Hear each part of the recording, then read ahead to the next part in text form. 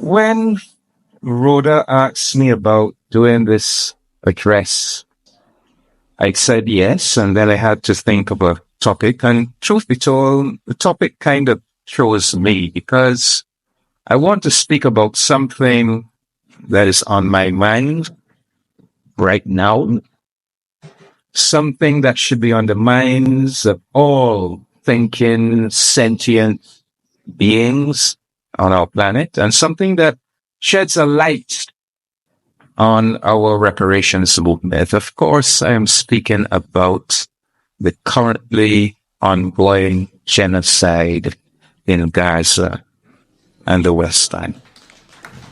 So now, how many deaths do we have today? Means it's 65,000. We don't really know. A year ago, Prime Minister Mia Amor Motley described it as the world's first televised genocide. And all of us, we see those painful images on our television screens. Children, women, innocent, being slaughtered. And we condemn Israel and the Israeli Defense Force. We see snipers shooting Palestinian children in their heads. But we also see the big powers of this world. The United States, the UK, Germany, various European countries facilitating it, sending weapons and bombs to Israel. And we look on and we can't understand it. How is this possible? How could that level of barbarity be so transparently inflicted? And no one says this is wrong, stop. No one with real power. And the reality, then, we say, these are brown people, these Palestinians. And the realization begins to come home to us that in the eyes of these European elites, these brown lives don't really matter. And it's a harsh realization. But then it says to us, well, if for them, brown lives don't really matter, how do they feel about black lives? Do black lives really matter in their eyes? And the Western media basically ignores the genocide while simultaneously portraying the Palestinians as terrorists. So, and you hear, for example, the Israeli Prime Minister, Benjamin Netanyahu, who has stated in numerous speeches that Israel is fighting, and I'm quoting him, not only its war, but humanity's war against the barbarians. So we hear terms like terrorists, barbarians. Similarly, Israel's president, Isaac Herzog, he claimed that Israel's war on Gaza port is intended to save Western civilization, end of quote. Well, the German president of the European Commission, Ursula von der Leyen, she declaimed, and I quote her, "It is an ancient evil," which reminds us of the darkest past and shocks all of us to the core. So this characterization of Palestinians as something dark, terrorists, barbarians, and really and truly what is being expressed here is something called the ideology of Orientalism. opposite of the West. It is an essentialist ideology rooted in philosophical idealism and in Hegelian notions that people's destinies are determined by their eternal cultures and religions. And of course, central to this philosophy is the idea that there is a hierarchy of cultures and religions, with, of course, European or Western cultures and religions at the very top of that hierarchy, and Black and brown, African and Asian cultures and religions at the bottom. And so what is the root of this ideology? Well, as European powers intervened, invaded, dominated, and enslaved the Caribbean and the Americas, Africa, Asia, and the Middle East between the 16th and 19th centuries, European scholars, philosophers, and assorted European propagandists developed discourses and narratives that portrayed these regions and the peoples who inhabited them as congenitally barbaric and naturally inferior to Europe and Europeans. These discourses and narratives centered around the concept of the so-called West, so-called European civilization, and purported to place the West at the very center of human civilization. To hear them tell it, the West was inherently associated with such values as reason, progress, freedom, and justice. And the rest of the world outside of the West was variously characterized by how far they deemed it to be removed from the West and its supposed values. So the rest of us were designated with such allegedly non-European values as superstition, despotism, and irrationalism.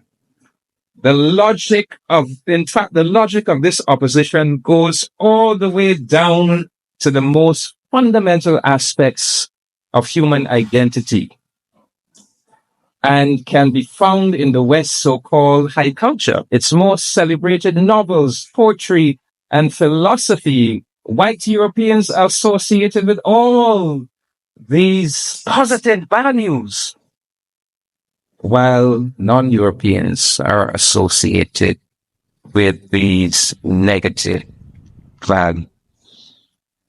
And brothers and sisters,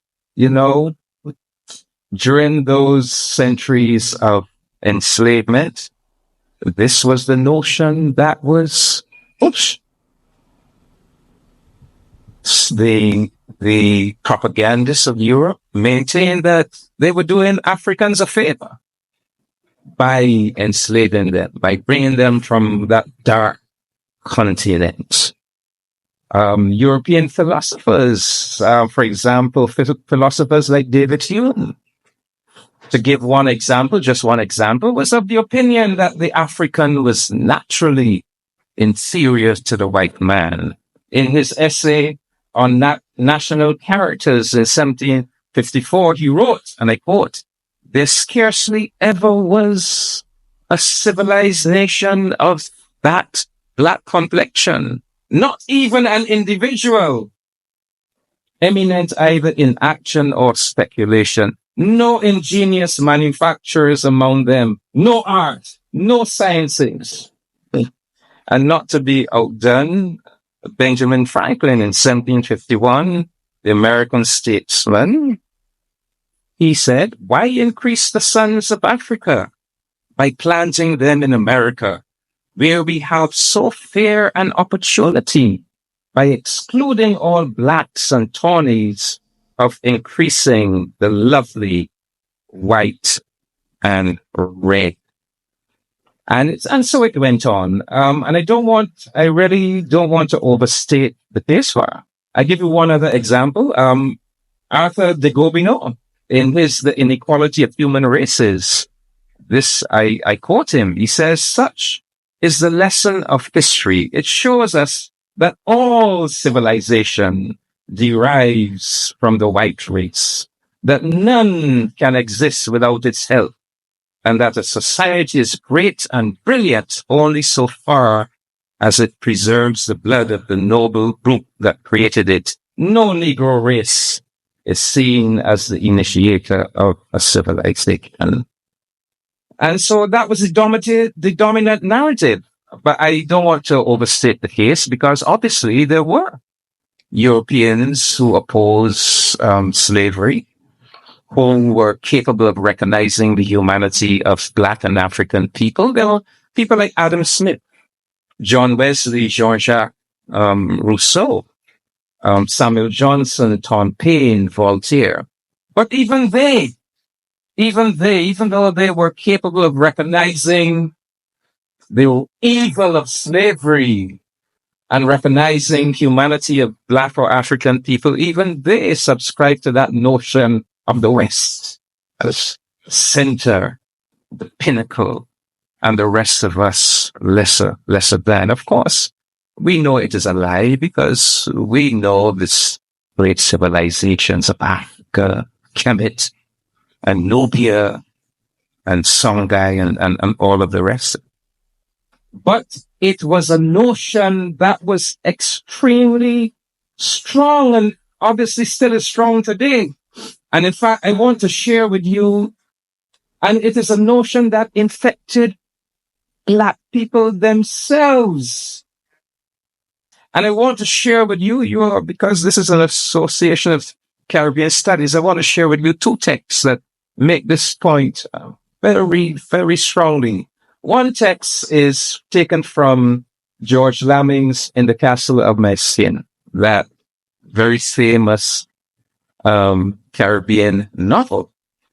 And I want to share with you a little passage from the book where the boys, the boys are at school, and the boys are discussing slavery right at school.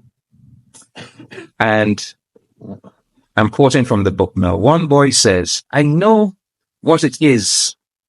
One boy was saying, they were all slaves, and they made us slaves too.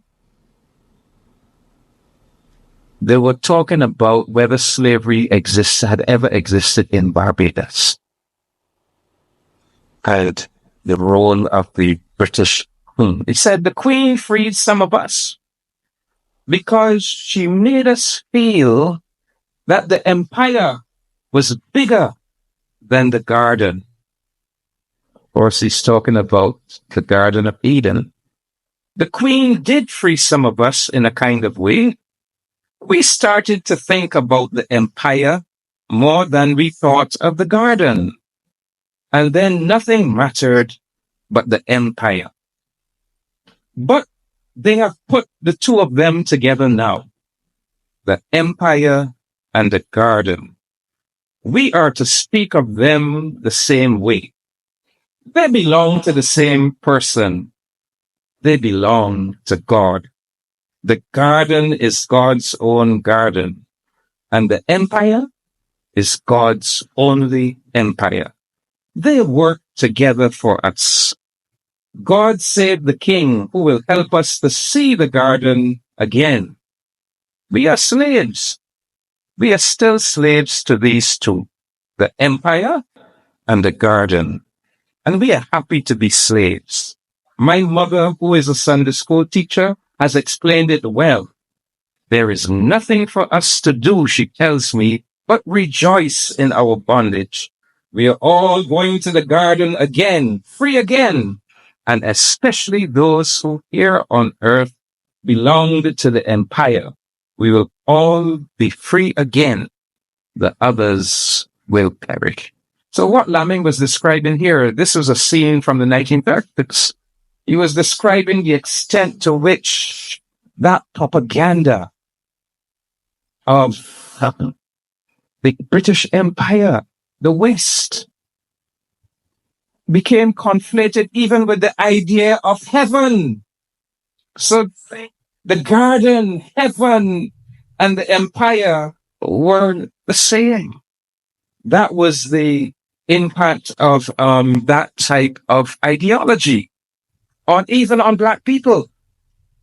And I will now want to share with you an extract from a speech made in 2022 by Mr. Joseph Borrell. Mr. Joseph Borrell in 2022 was the High Representative of the European Union for Foreign Affairs and Security and Vice President of the European Union Commission. This was he's retired since 2022, but he was the director, the guru of European Union foreign policy. And he was making a speech, opening remarks at, a ceremony in Europe.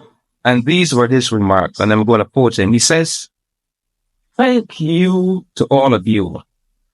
And congratulations to all of you." This is he speaking in Europe, huh? "Congratulations to all of you for having the extraordinary chance of studying here in Bruges at the College of Europe. I am sure you are aware of how lucky you are. Here, Bruges, and I hope I'm pronouncing it right, Bruges is a good example of the European garden. Yes, Europe is a garden. We have built a garden. Everything works. It is the best combination of political freedom, economic prosperity, and social cohesion that humankind has been able to build. The three things together. And here, Bruges is maybe a good representation of beautiful things, intellectual life, well-being. The rest of the world, and you know this very well, is not exactly a garden. Most of the rest of the world is a jungle, and the jungle could invade the garden. The gardeners should take care of it, but they will not protect the garden by building walls. A nice small garden surrounded by high walls in order to prevent the jungle from coming in is not going to be a solution, because the jungle has a strong growth capacity, and the wall will never be high enough in order to protect the garden. The gardeners have to go to the jungle. Europeans have to be much more engaged with the rest of the world. Otherwise, the rest of the world will invade us by different ways and means." End of quote. That's the head, that's the man who was in charge of European Union foreign policy up to a year or two ago. So, and that was his concept of the world. Europe is the garden, and the rest of the world outside of Europe is the jungle. So, brothers and sisters, this is what we are dealing with, and it has implications for our reparations struggle, because that is the ideology that we are up against, an ideology that still, even in 2025, does not recognize the humanity of non-European people. In May, on the 14th of May, Barbados commemorated its 400th anniversary of the first European landing in Barbados. And I published this little booklet, What to the Republic of Barbados does the 14th of May, 1625 mean?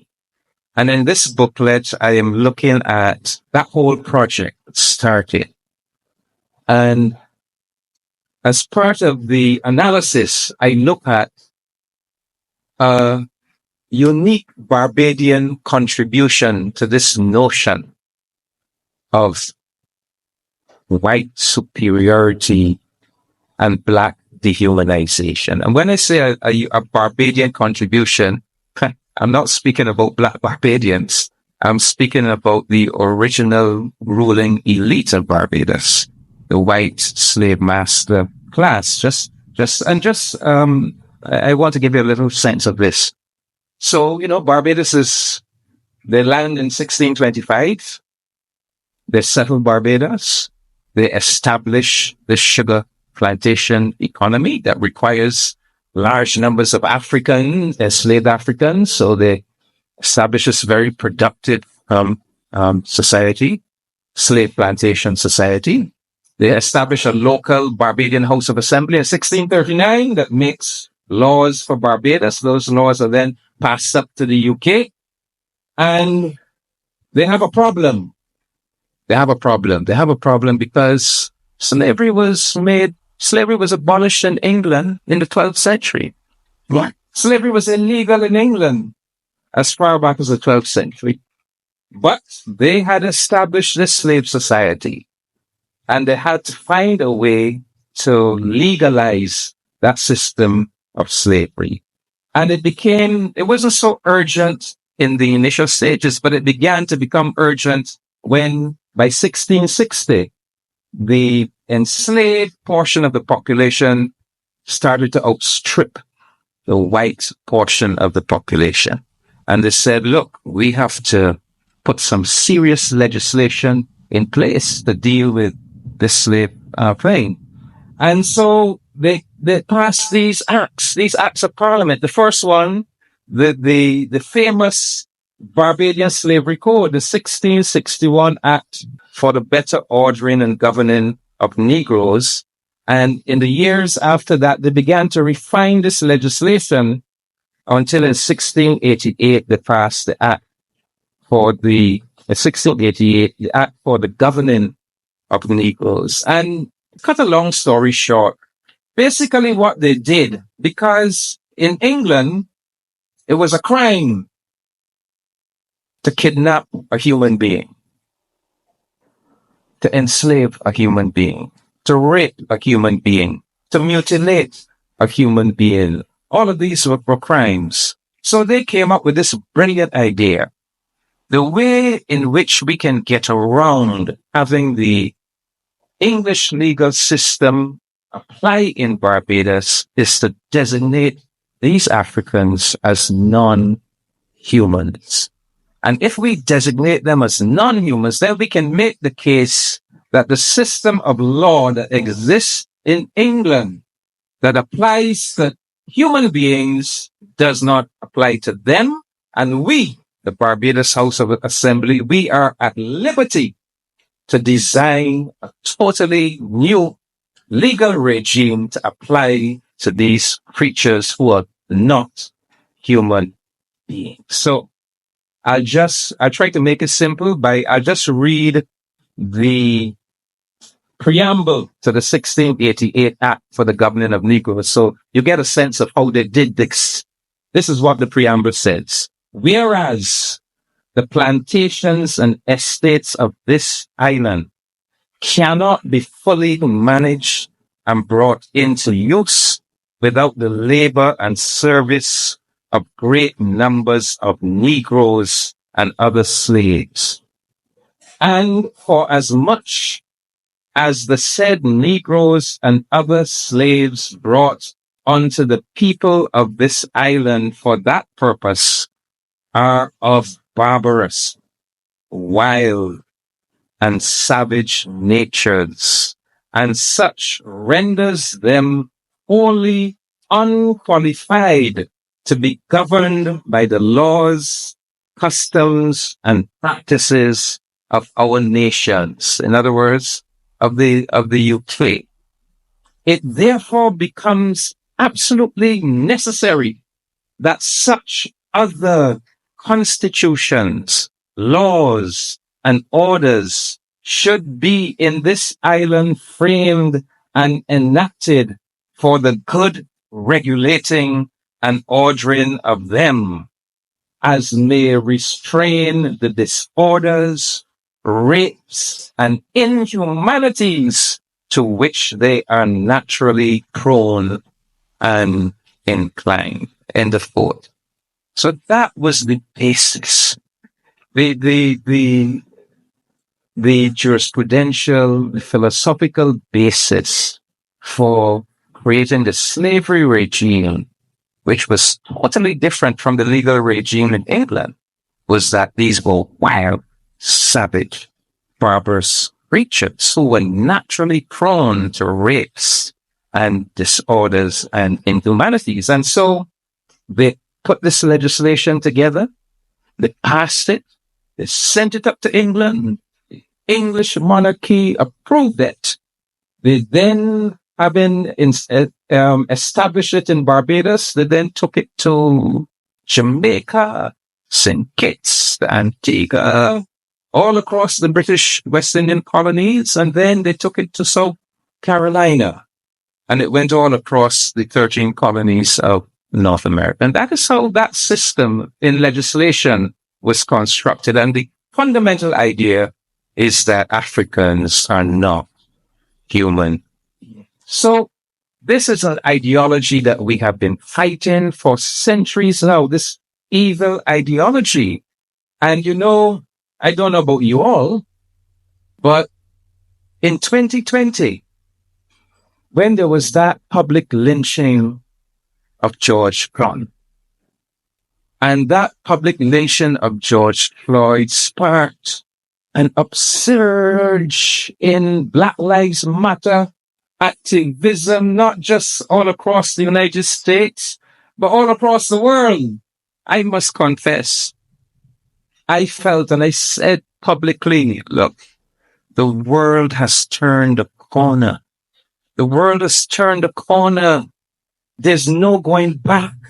The people of the world have, in fact, come to an understanding that Black lives do matter, that this anti-Black prejudice and discrimination is evil, and we are going to progress from here onwards. Did you all feel the same way? I felt so. I saw people on the streets in cities all over the world raising the banner that Black Lives Matter. And I said, you know, we have broken the back of this. We have finally, that 8 minutes, that televised 8 minutes of that public lynching shown on television screens all across the world. I felt that it had done its job, and that we were going to go forward. And then, to my utter disappointment, you began to see the pushback. Yeah. You know, the rise of fascist parties and regimes in Europe, the rise of Make America White Again in the United States. And it has been we now have to face the reality. And now we see Gaza. And we see that brown lives don't matter. And if brown lives don't matter, what is the implication for Black lives? And so, you know, this is something that we're going to have to deal with in the reparations movement. Because, you know, when we engaged with the British on reparations, you know what they tell us? I mean, they said this to us back in 2001 at United Nations World Conference Against Racism, not just the British, the European Union. When we raised the issue of reparations back then with them, they said, you know, we don't owe you reparations. Why don't you owe us? Well, because slavery, when it was practiced, was illegal. That's what they said. And they still say it today, that the reason they don't, because they concede, you know. These great inhumanities were done. The facts are clear. Everybody knows the historical facts, what was done to our people. But when you press them, well, if you concede that all of these terrible things were done, all this damage was done, don't you owe compensation? They say, well, unfortunately, back then, slavery was legal. We regret it, but On, well, based on what I've just told you, it was this notion that slavery was legal is a bogus notion.